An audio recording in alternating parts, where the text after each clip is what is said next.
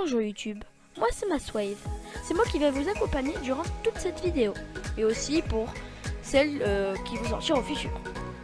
D'ailleurs aujourd'hui, je vais vous présenter 5 animaux dont vous ne connaissez sûrement pas l'existence. C'est parti!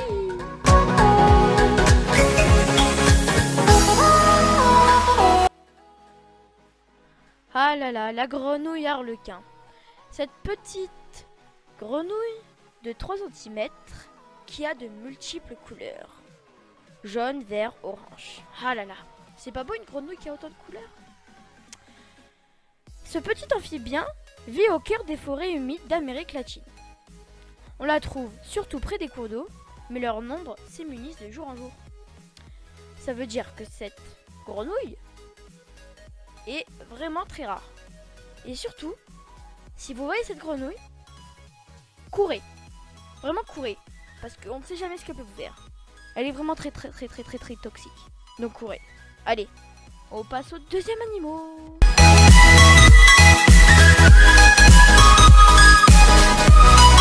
Bon, je sais ce que vous allez me dire. Vous allez me dire, cette taupe est vraiment très moche.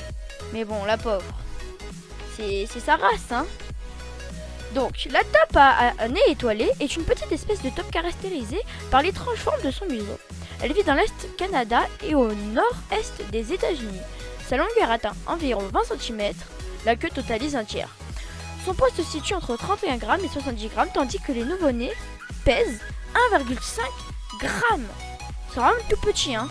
Genre, c'est vraiment pas lourd en fait. Il doit son nom d'étoilé à la forme très caractéristique de son museau, qui mesure 1 cm de largeur, à la forme d'un disque dénudé, muni de 22 tentacules. C'est pour ça, c'est un peu horrible quand même, hein. Mais bon, quand j'ai vu la photo, je suis d'accord, j'ai cru que c'était énorme. Mais en vrai, 20 cm, c'est pas beaucoup, hein. Allez, on passe au troisième animal.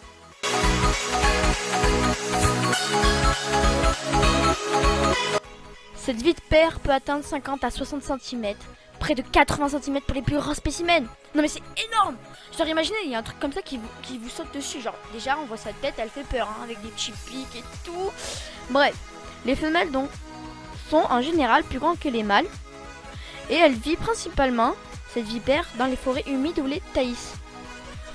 Franchement, je vois ça dans la rue, dans la forêt, dans la nature.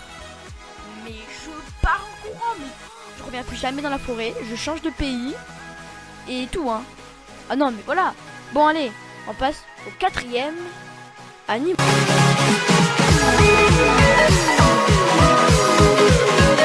Bon, je sais, j'ai pas choisi le plus beau, mais je pense que c'est un des plus marrants. Vous l'avez bien vu, on voit bien ses poils. Non, je déconne, on voit bien son nez. Non, franchement, son nez est vraiment un truc de ouf. Donc, sa principale caractéristique, c'est son nez. Un grand nez, pardon, qu'est-ce qui m'arrive, qui prend davantage son visage. D'ailleurs, plus le nez du nasique mâle est allongé, plus il séduit les femelles.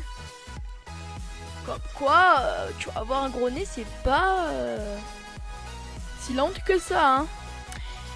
Il est de taille moyenne, son corps varie entre 50 et 90 cm, son poids oscille, pèse entre 10 et 25 kg, donc ça, normal.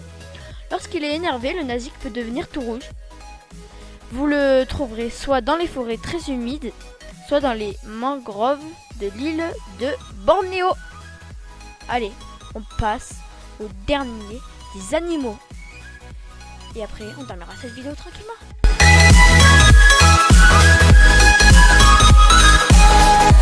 Et oui, pour terminer ce top en beauté, j'ai pris le singe à nez retroussé. Un qui est juste super mignon, avouez-le, avec sa petite bouille, quoi. Il est super mignon. Bref, c'est pas là pour qu'on est là. Bref, ils vivent en Asie du Sud. Et mais pourquoi cet étrange visage, vous allez me dire? Un tel museau serait une parade évolutive pour lutter contre le froid extrême? En effet, ce dernier vit en haut perché dans les montagnes asiatiques. Encore une fois, cette espèce est en grave danger car menacée par l'exploitation forestière et les chasseurs qui en veulent à leur viande. Leur os, propriété médicinale, j'ai du mal à le dire, excusez-moi, et leur fourrure. C'est pour ça que les chasseurs veulent les... Donc voilà, ce top est enfin terminé. J'espère qu'il vous aura plu. S'il vous a plu, lâchez un gros like.